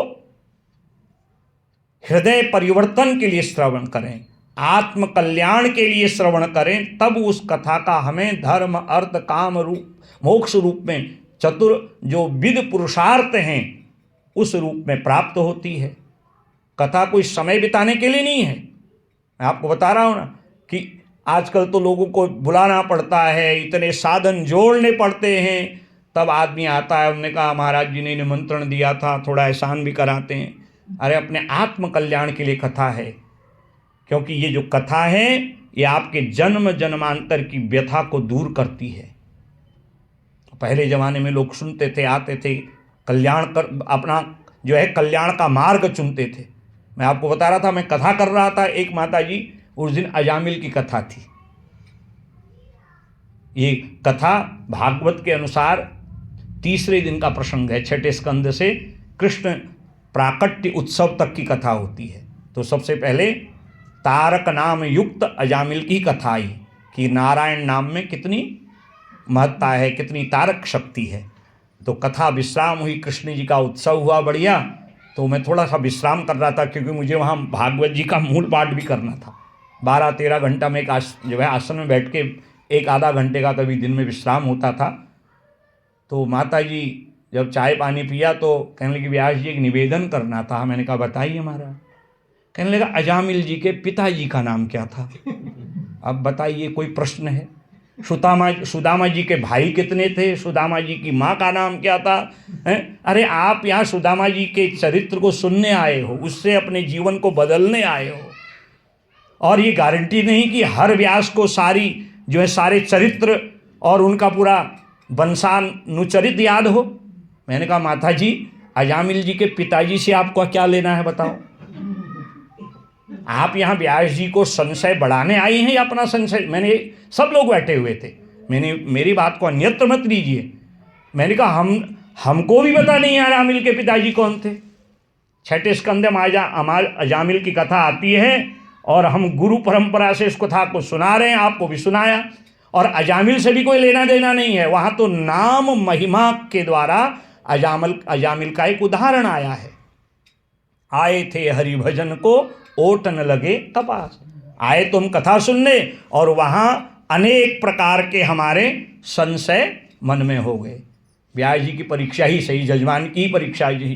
उन्होंने कहा शंकर पंडित जी की परीक्षा लेके देखते हैं महाराज, इतने वर्ष से आपने किया, कितनी कथाएं याद हैं बताओ? ये कोई प्रश्न है? क्योंकि यहां लिखा है राम कथा सुंदर करतारी संशय विहग उड़ावन। अगर राम जी के चरित्र को, भगवान जी के चरित्र को हम मनोभाव से श्रवण करेंगे, अरे वेद व्यास जी सबके संशय दूर नहीं कर पाए। लोग तो राम जी पर भी उंगली उठाते हैं, कृष्ण पर भी उंगली उठाते हैं। पांडव हैं, उन्होंने भगवान को समर्पण कर दिया। प्रणतक क्लेश नाशाय गोविंदाय नमो नमः। और वहीं दुर्योधन कहता है ये तो छलिया है और उनकी परीक्षा लेता है। भगवान एक ही हैं पर देखने वालों की जाकी रही भावना जैसी।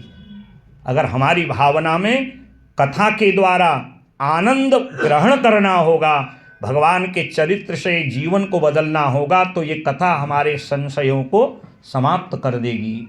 संशय विहग उड़ावन निहारी। ये कथा जो है संशयों को दूर करती है।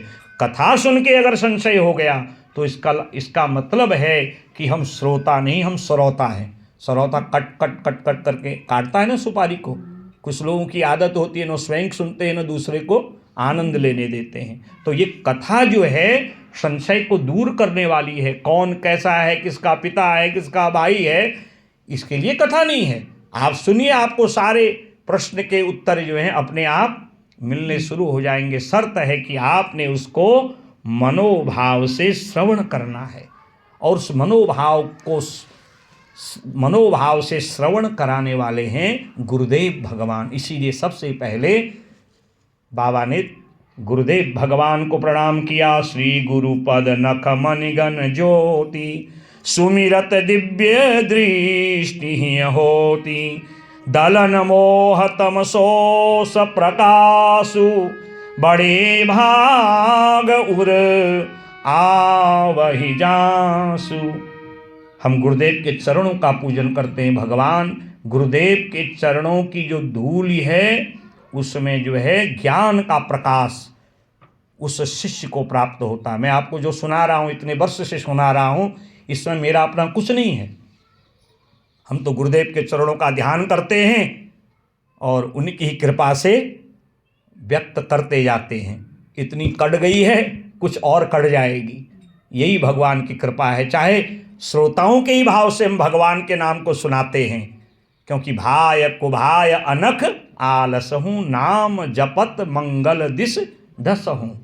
भागवत जी में लिखा है 7वें स्कंद में जो है गोप्य कामाद भयात कृष्ण कंसः, भगवान का नाम जपने की आदत होनी चाहिए, चाहे आप भय से जपिए। कंस भी भजन करता था, कंस का भजन बड़ा विचित्र था, हर काली वस्तु में कृष्ण को देखता था। कंस के गुरु हैं नारद जी। एक दिन नारद जी से कंस ने निवेदन किया, मेरा काल कैसा होगा? तो नारद जी ने कहा, देख तेरा जो काल होगा ना वो काला काला होगा, विचित्र लीला करने वाला होगा, मुरली वाला होगा, घुंघराले वाल वाला होगा। जिस दिन काला काला शब्द सुना था, हर काली वस्तु में कृष्ण को ही देखता था। दाल चावल खाता था ना, दाल में काला अगर जीरा देख लिया थाली फेंक देता था, ये कृष्ण है। जल पीते वक्त अगर अपनी छाया देख ली काली काली, जल को ही फेंक देता था। हर काली वस्तु में ऐसा भजन, चाहे भय से ही है तो सही ना महाराज। गोपिकाओं ने कामना पूर्ण करने के लिए भगवान का भजन किया, ग्वालों ने सखा रूप में किया। ये यथा माम प्रपद्यन्ते ताम तथैव भजाम्यहम्। भगवान कहते हैं भजन करो, मेरा नाम उच्चारण करो, मेरी कथा को सुनो, चाहे भाव से सुनो कुभाव से सुनो, उठते बैठते चलते फिरते पावन नाम का ही श्रवण करो। कलौ तद हरि कीर्तनात्, कलयुग में तो केवल भगवान के नाम से ही मुक्ति मिलेगी। कलयुग केवल नाम आधारा, कलयुग केवल नाम। सुमीर सुमीर नर उतरहि पारा, सुमीर सुमीर नर। कलयुग जोग यज्ञ नहीं जाना, कलयुग जोग यज्ञ नहीं। एक आधार राम गुण गाना, एक आधार राम गुण। कलयुग केवल हरि गुण गाहा, कलयुग केवल गावहि नर पावहि भवथाहा, गावहि नर पावहि भवथा। उठते बैठते चलते फिरते, हवाई जहाज में बैठे हो, रेलगाड़ी में बैठे हो, बस में बैठे हो, चल रहे हो हैं। आजकल लोगों को जो है स्वास्थ्य बनाने के लिए मॉर्निंग वॉक और इवनिंग वॉक की आदत बन गई है। खाते पीते इतना है और खाते समय विचार तो करते ही नहीं क्या खाना है क्या नहीं खाना, फिर बीमारियां लगती हैं। क्यों लाला जी? फिर डॉक्टर कहता है अगर घूमोगे नहीं तो फिर गोविंदाय नमो नमः। मॉर्निंग वॉक इवनिंग वॉक कर रहे हो तो दुनिया की चर्चा क्यों करते हो?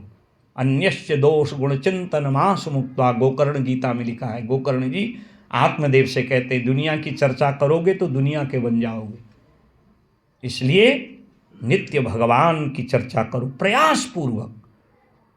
हम दुनिया की चर्चा जितना करेंगे ना तो गारंटी है कि अगला जन्म फिर वही दुनियादारी में बिताना पड़ेगा, और जिसकी ज़्यादा चर्चा करेंगे वैसा ही बनना पड़ेगा। इसलिए नित्य जो है अच्छे लोगों का संग करो, अच्छी चर्चा करो। बिनु सत्संग विवेक न होई, और राम कृपा बिनु सुलभ न सोई। इसलिए अच्छे लोगों का सत्संग माने, सत का एक अर्थ है परमात्मा, सत्यम परम धीमहि। सत्यनारायण कहते हैं ना, अर्थात नारायण के अलावा दूसरा कोई। सत्यनारायण की कथा न मालूम कितनी पूर्णिमा में सुन ली, आए पंडित जी सुना गए इतिहास जैसा, और खाया प्रसाद फिर भूल गए, और हम जैसे थे वैसे ही रह गए। तो ऐसी सत्यनारायण की कथा कैसे कल्याण करेंगे महाराज? उस सत्य को जानने वाली कथा ही राम कथा है, वो भागवत है, वो शिव पुराण है, वो देवी भागवत है। अनेक मार्ग हैं उस सत्य को जानने का।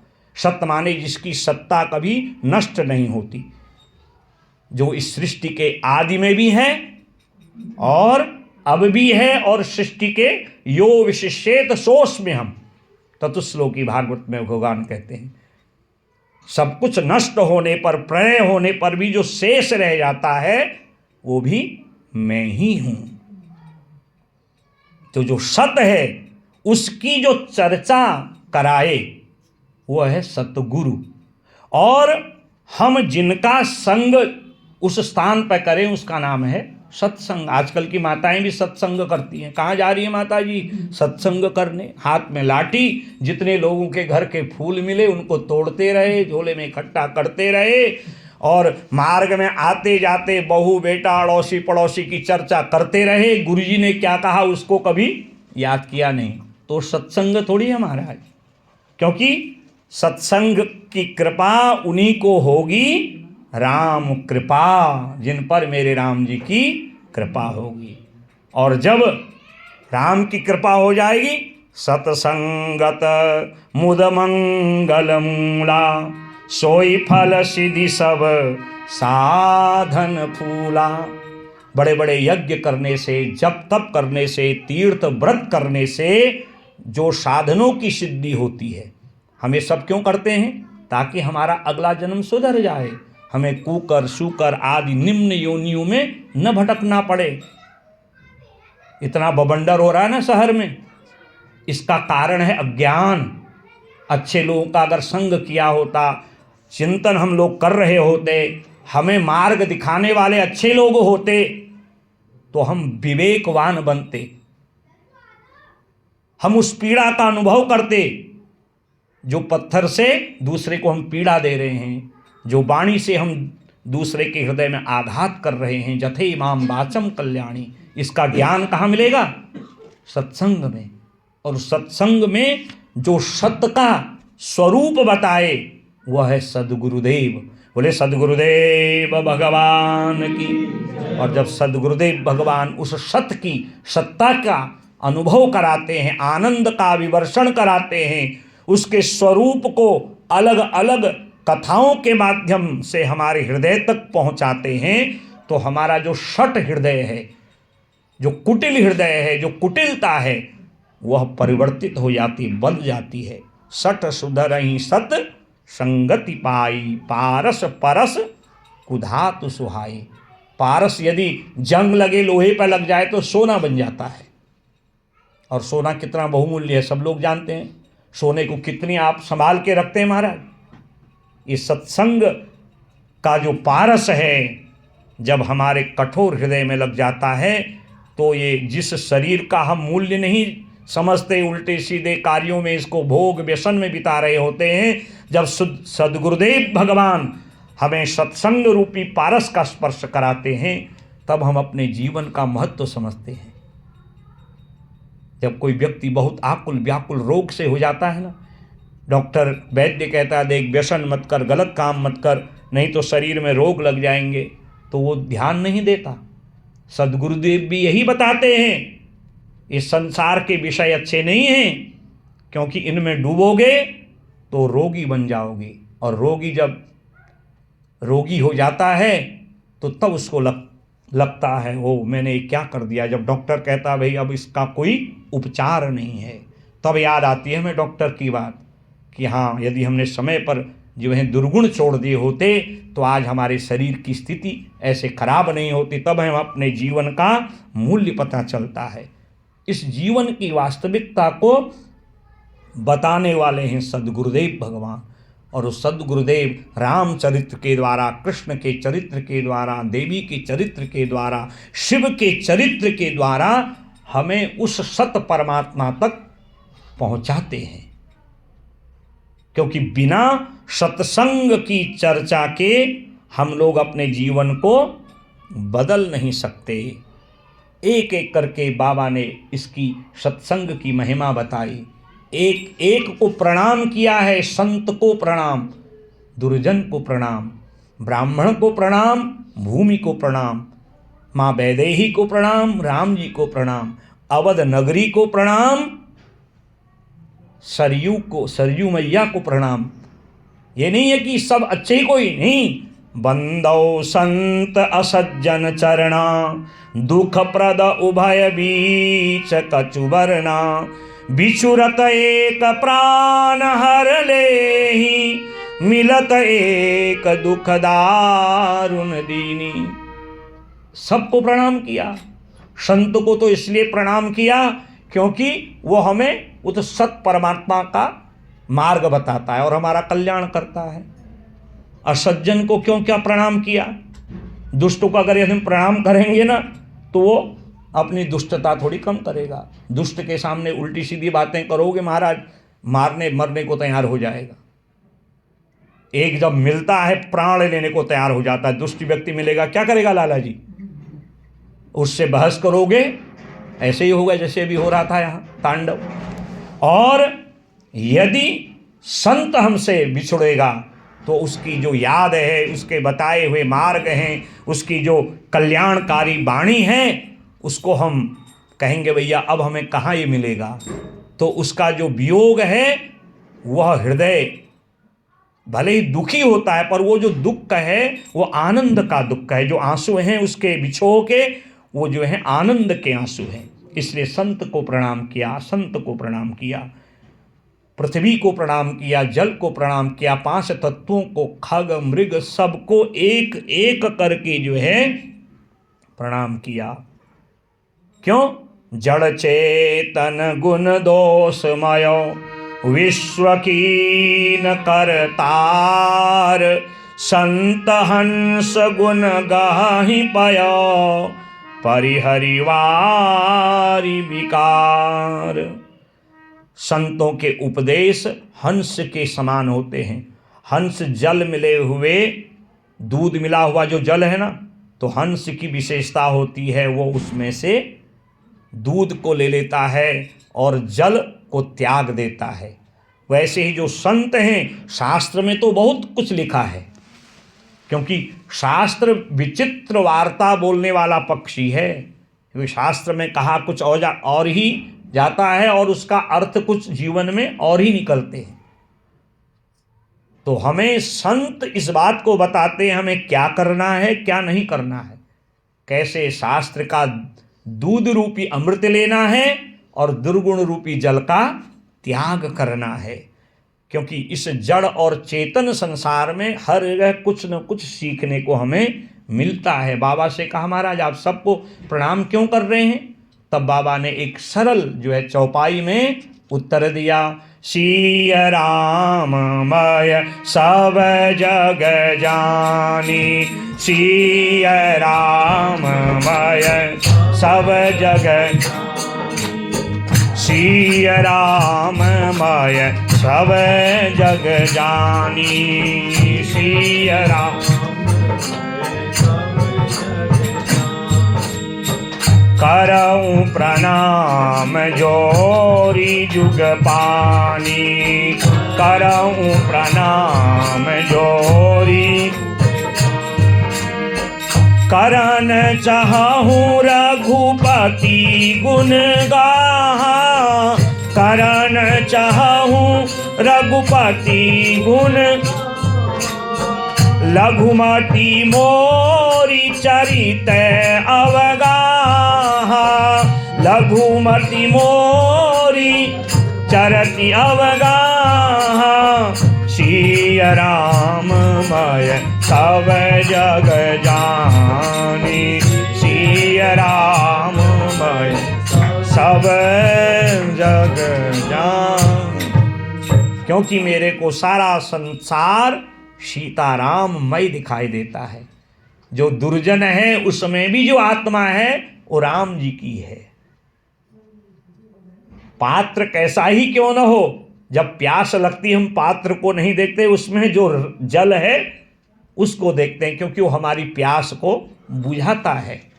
और जिसको प्यास ही नहीं है वह पात्र आदि को देखता है। हमारा नदी का पानी है, एक्वा का पानी है, घड़े का पानी है, वही सब कटर बटर करने में लगा रहता है। कहते हैं मुझे तो हर जगह मेरे सीताराम ही दिखाई देते हैं। एक बार महाभारत में प्रसंग आता है ना, तो दुर्योधन एक दिन भगवान जी के आगे अड़ गया। कहा आप हमें उतना स्नेह, उतना प्रेम और उतना समर्पण नहीं देते हो जितना पांडवों को देते हो। हैं तो हम आपस में जो हैं भाई ही ना। आखिर में ऐसी बात क्या, भगवान कैसे समझा? क्योंकि दुष्ट व्यक्ति को समझाना, क्योंकि कुतर्क से आपकी बात को काट देता है। तो भगवान ने उदाहरण दिया, कहा जाओ दुर्योधन, मैं आज तुम्हें इसका उत्तर देता हूं। कहा तुम दुनिया में सबसे गुणवान व्यक्ति को ले आओ, और देखो तुम अकेले नहीं जाओगे, युधिष्ठिर महाराज जी भी जाएंगे। और कहा युधिष्ठिर जी आप जाइए, संसार का सबसे दुर्जन व्यक्ति, दुर्गुणी व्यक्ति को ढूंढ के ले आओ। अब जैसी हमारी वृत्ति होती है, हमें संसार वैसा ही दिखाई देता है। दुर्योधन गया, उसको कोई गुणवान व्यक्ति मिला ही नहीं, क्योंकि वो स्वयं दुर्गुणी था। वो तो भगवान के अंदर भी दुर्गुण देखता है। अब जो भगवान में दुर्गुण देखे तो उसको भगवान की सत्ता का अनुभव कैसे होगा? हमारे देश में भी ऐसे कई लोग थे ना, जो राम जी के जीवन, राम जी का चरित्र, राम जी की लीला और राम जी को ही काल्पनिक बताते थे, और आज वो भी भारतवर्ष की कल्पनाओं में ही खोए हैं। और ऐसे भी थे जिनका संकल्प राम जी के लिए था। और ऐसे युग पुरुष एक ही युग में नहीं, अनेक युग में होते, अच्छे बुरे। कृष्ण को भी अब शब्द कहने वाले लोग थे ना, भरी सभा में जब राष्ट्रीय युग चल रहा था, भगवान की अग्र पूजा की जा रही थी। कृष्णाय वासुदेवाय हरये परमात्मने प्रणतक्लेशनाशाय गोविंदाय नमो नमः। प्रणत जनों के क्लेशों को दूर करने वाले हे गोविंद, हे अच्युत, हे नारायण, हे कृष्ण आपको प्रणाम है। ज़्यादातर वही लोग थे, और कुछ ऐसे भी थे शिशुपाल जैसे, दंतवक्त्र जैसे, जो भगवान से द्वेष करते थे। वो कहते नहीं, ये अग्र पूजा का अधिकारी नहीं, ये तो ग्वाला है, माखन चोरने वाला है। हर युग में ऐसा है जहाँ छीटा कसी हुई है। अब हमें कैसा बनना है, यही पुराण हमें, यही कथा हमें बताती है। जो व्यक्ति जैसा होगा उसको दुनिया वैसी दिखेगी। लौट के आ गया दुर्योधन, और लौट के आगे युधिष्ठिर महाराज, दोनों खाली हाथ।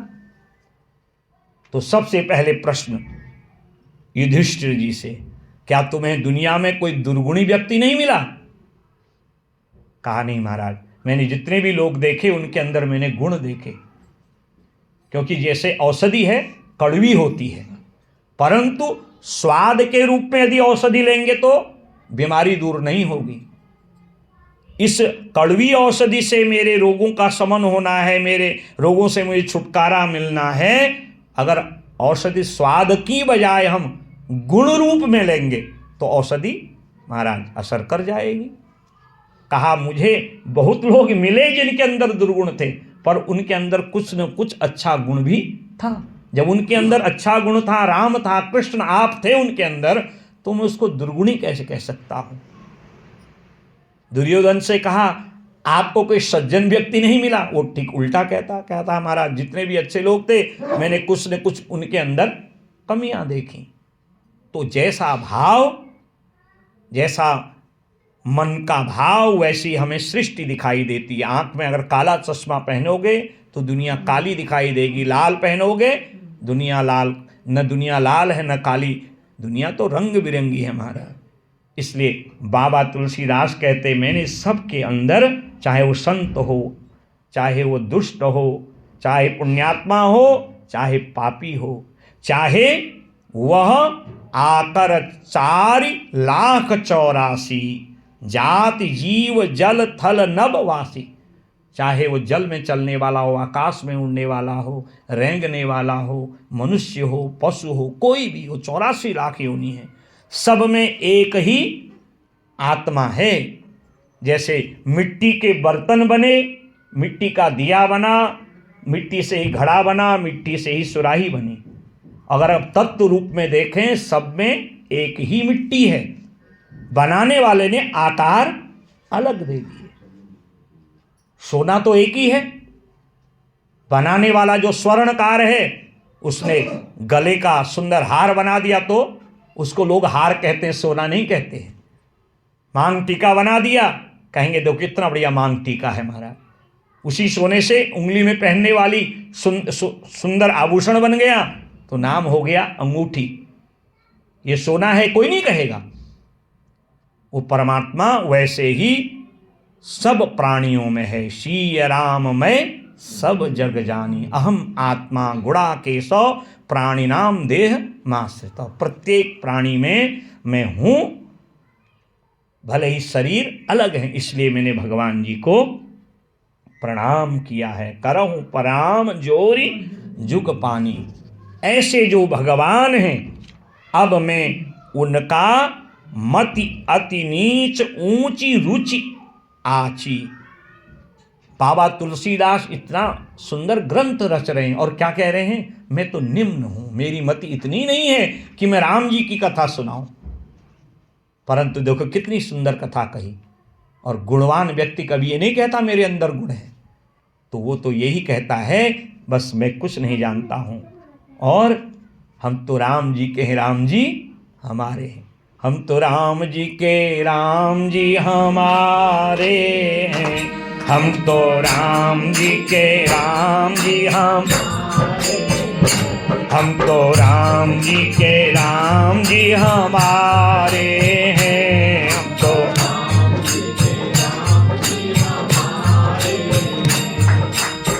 मंगल भवन अमंगल हारी, मंगल भवन मंगल भवन अमंगल हारी, मंगल भवन उमा सहित यही जपत पुरारी, उमा सहित हम राम जी के, राम जी हमारे हैं। हम राम जी के, हम राम जी के, राम जी हमारे हैं। हम हमारे हैं। जब ऐसे भाव से हम भगवान राम जी के चरित्र को सुनते हैं कि हम राम के हैं, वो आत्मा रूप में हमारे अंदर है और वो हमारे हैं, तो फिर हमारे जीवन के सारे अमंगल दूर हो जाते हैं। और इस कथा को हम आप ही नहीं सुन रहे हैं, उमा सहित जेहि जपत पुरारी। बाबा कहते हैं मैं उन शिव जी को प्रणाम करता हूँ जो कैलाश पर्वत में बैठ करके माँ पार्वती सहित इस पावन राम नाम को जपते हैं और राम नाम की ही कथा माँ को सुनाते हैं। अब ये कैसी कथा है, क्यों भगवान शिव ने माँ पार्वती को एक कथा सुनाई। अब इसमें शिव जी के जो है दो दिव्य चरित्र आते हैं, एक सती के साथ की हुई लीला और फिर वही सती जब सती मरत हरिसन बरु मागा, जन्म जन्म शिव पद अनुरागा, तेहि कारण हिम गिरि गृह जाई, जनमी पार्वती तनु पाई। दूसरी लीला में फिर यही सती योगाग्नि में जब अपने प्राणों को छोड़ती हैं, संकल्प किया कि अगले जन्म में भी मैं आपकी ही अर्धांगिनी बनूं। जन्म जन्म शिव पद अनुराग, आपके ही चरणों में अनुराग हो, प्रेम हो। तो यही सती फिर हिमालय के घर में, मैना के घर में माँ पार्वती बन के आई। और जब तपस्या करके ब्याह हुआ तो पूर्व जन्म में जो राम जी पर संशय किया था, उस संशय के निराकरण के लिए तब पूरी राम कथा कैलाश पर्वत पे बाबा शिव महादेव के मुखारविंद से सुनी।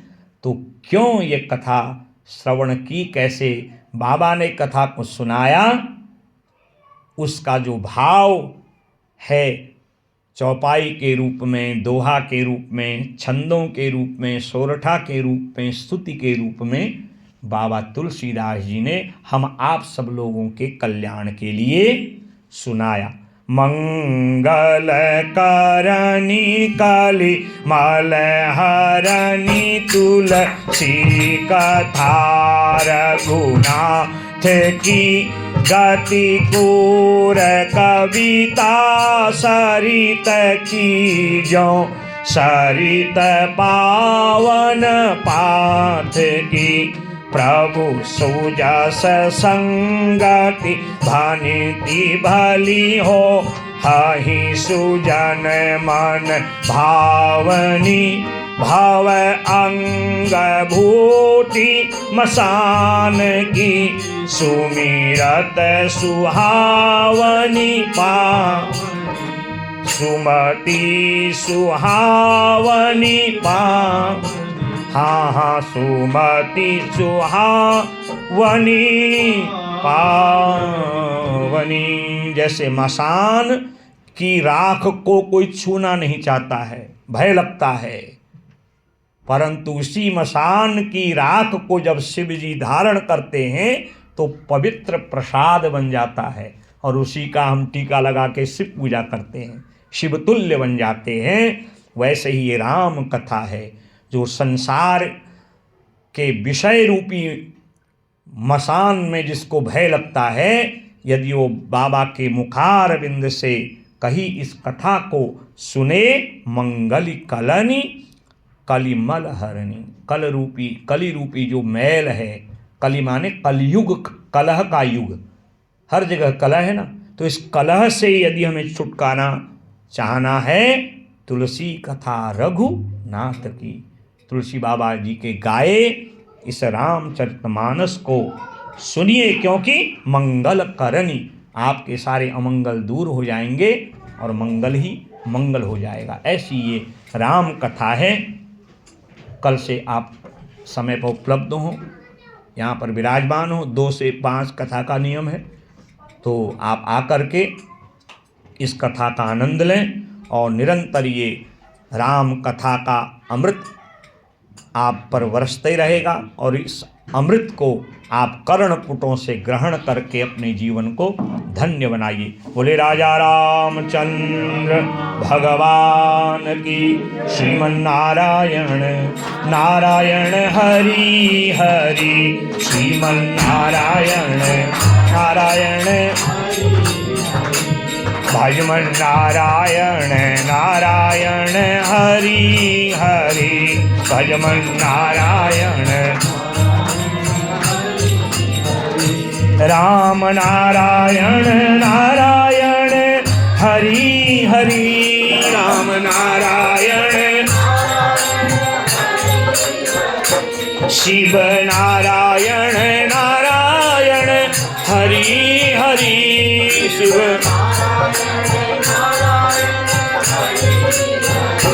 श्रीमन्नारायण नारायण हरि हरि, श्रीमन्नारायण नारायण भजमन नारायण नारायण हरि हरि, श्रीमन्नारायण माता नारायण नारायण हरि हरि,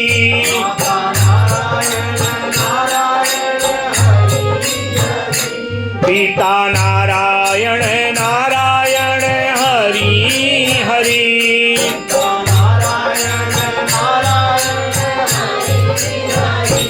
गुरु नारायण नारायण हरि हरि, गुरु नारायण नारायण श्रीमन्नारायण नारायण हरि हरि। गाइए